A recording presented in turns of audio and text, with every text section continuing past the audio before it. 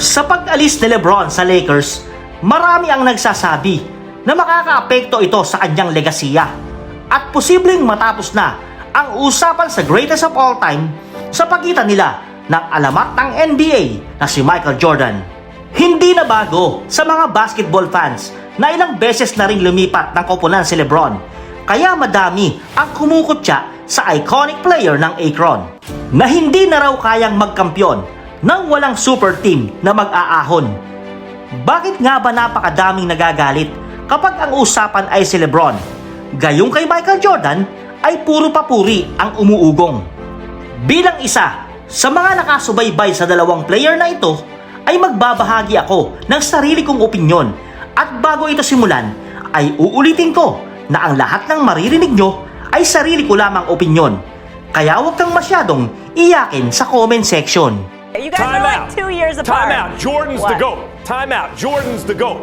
Jordan's the GOAT. Si Michael Jordan ay na-drop sa NBA noong 1984 at kinuha siya ng Chicago Bulls bilang 3rd overall pick. The Chicago Bulls pick Michael Jordan of the University of North Carolina. Mahusay at noon pa man ay expected na magiging superstar pagdating niya sa NBA. Dahil sa college basketball pa lang ay matunog na ang pangalang Michael Jordan. During his rookie season ay pinangunahan niya ang Bulls sa scoring, rebounding, assist at steals. Pero hindi pa rin ito naging malakas na testamento para tingalain ang Chicago sa top caliber teams na pwedeng maging title contender, sapagkat nagtapos lamang ang Chicago Bulls sa 1984 to 1985 regular season na mayroong 38 wins at 44 losses na naging dahilan para maging 7 seed lang sila sa Eastern Conference. Si Lebron naman ay naging number 1 overall pick sa 2003 NBA draft nang kunin ito ng Cleveland Cavaliers na nagtapos sa 15th spot sa Eastern Conference dahil sa nakapanlulumong 17 wins at 65 losses bago pa dumating si LBJ na naging dahilan para hindi makapasok ang Cleveland sa playoffs. Sa madaling salita, bago pa dumating si Michael Jordan at LeBron James sa mga kupunang nag-drop sa kanila, ay kulelat na ang mga ito. Sa kanilang unang taon sa NBA, ay nag-average si Jordan ng 28.2 points, 6.5 rebounds at 5.9 assists per game, leading the league in total points at hinirang na Rookie of the Year. Si LeBron naman ay may average na 20.9 points, 5.5 rebounds at 5.9 assists per game at hinirang din sa kanyang unang season bilang Rookie of the Year. Kung pagkukumparahin natin, ay malaki ang lamang ni Michael Jordan pagdating sa puntos.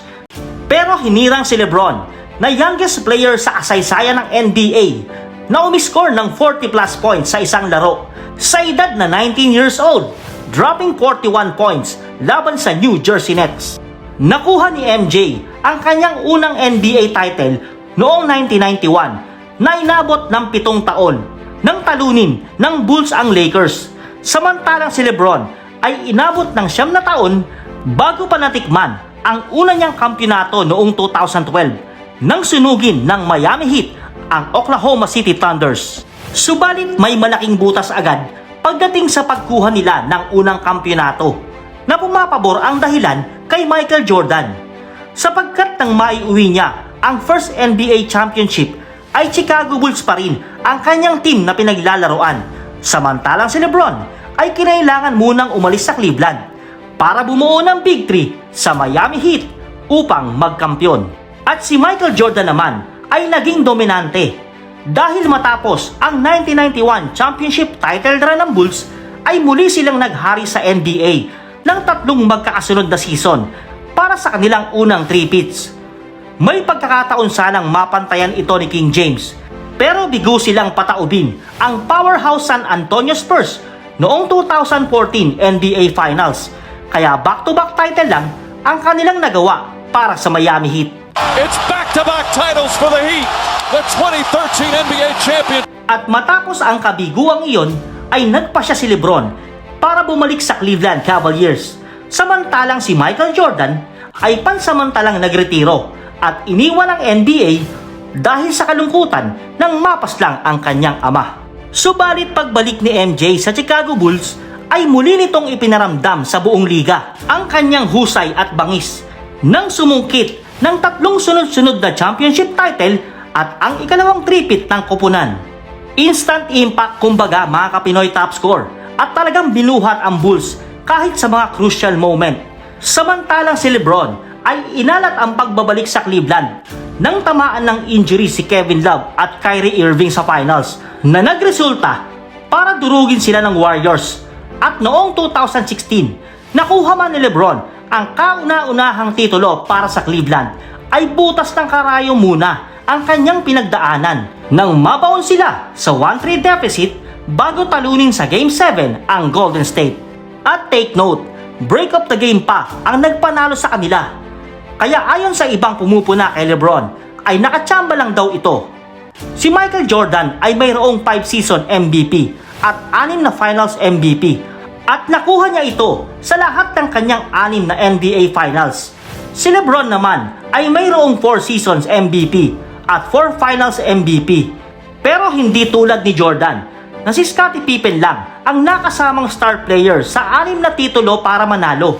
Sapagkat si LeBron ay mayroong mga nabuong super team tulad ng back-to-back title sa Miami na may Big 3 kasama si Dwayne Wade at Chris Bosh, Cleveland na may Kevin Love at Kyrie Irving, at Los Angeles Lakers na katuwang niya ang isang Anthony Davis. At ang masaklap pa ay hindi masyadong kinukonsidera ng mga basketball fans ang championship title na binigay niya sa Lakers dahil sa NBA bubble ito ginanap. Meaning, walang mga distractions mula sa kalabang team para sirain ang focus sa laro ni LBJ. At ngayong lumipat na naman siya from one team to another, ay posibleng ito ang maging nail in the coffin para tuluyang kilalaning GOAT ng basketball si Michael Jordan kahit pa magkampiyon sa huling pagkakataon si LeBron sa bagong koponan. Isa din ako sa humahanga sa husay ng isang LeBron James. Subalit kahit pagbatayan pa ang longevity at individual accolades, ay mas mangingibabaw pa rin ang achievement ng isang Michael Jordan na hindi man kasing tagal ng tinakbong milyahe tulad ni LeBron ay napaka-efficient naman at dekalidad na player na hindi na kinailangan pa ang bumuo ng super team para magkampiyon at walang kadaga-daga sa dibdib if the game is on the line dahil sa killer instinct ng isang Michael Jordan. Kung nagustuhan mo ang video natin ngayon ay bigyan mo naman ng isang like at huwag kalimutan na mag-subscribe. At laging tandaan, basta't kwentuhan at usapang basketball. Tara dito sa Pinoy Top Score.